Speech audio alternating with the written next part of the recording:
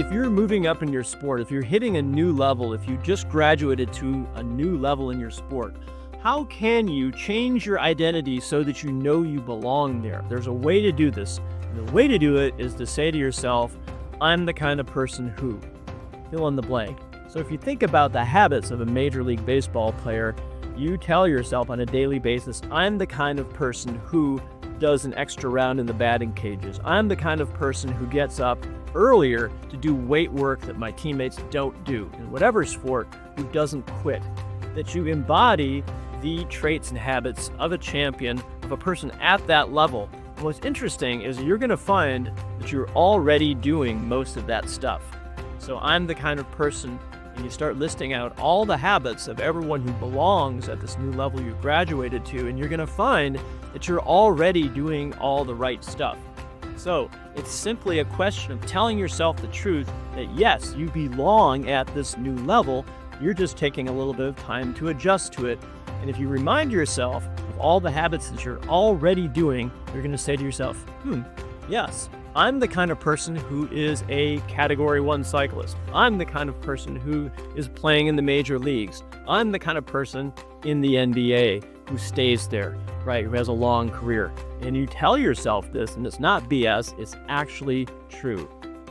So talking about identity is a tricky thing because it involves the ego, right? So that the ego can kind of play too big, like grandiose, and the ego can also trick you into playing it too small. I don't belong here. Poor me, I'm suffering, it's too hard, right? That's the ego talking. You usually think of the ego as being, I'm the best here, I'm better than everyone else sucks. There's that aspect too. Both of those are coming from a place of ego, of defensiveness, of not being flexible enough to embrace a new identity or what you're already doing. You can tell yourself this phrase, I'm the kind of person who, and you're actually telling yourself the truth. It's usually a habit, a daily habit. Daily habits are what make us. So write down, if you can, regularly, I'm the kind of person who, fill in the blank, with a powerful habit that you're doing. And what happens is you start to think about your identity, centering your identity, not braggadocious, not self-pity, but right in the middle of, I'm the kind of person who trains on a regular basis, who has a positive mental attitude, who doesn't sulk, who always looks on the bright side, who always looks for opportunities. You keep telling yourself that and actually writing it out in a journal. That solidifies it. And you start to positively brainwash yourself. But you're telling yourself the truth. That's the funny thing. So many athletes don't tell themselves the truth. Like, they don't give themselves enough credit for where they are and how freaking strong they already are. When I work with athletes, I see that very frequently. It's very common. There's this type of imposter syndrome of, I don't know. It's like, look, you're at your level for a reason, right? You're supposed to be there. In fact, you're supposed to go even higher. That's the idea.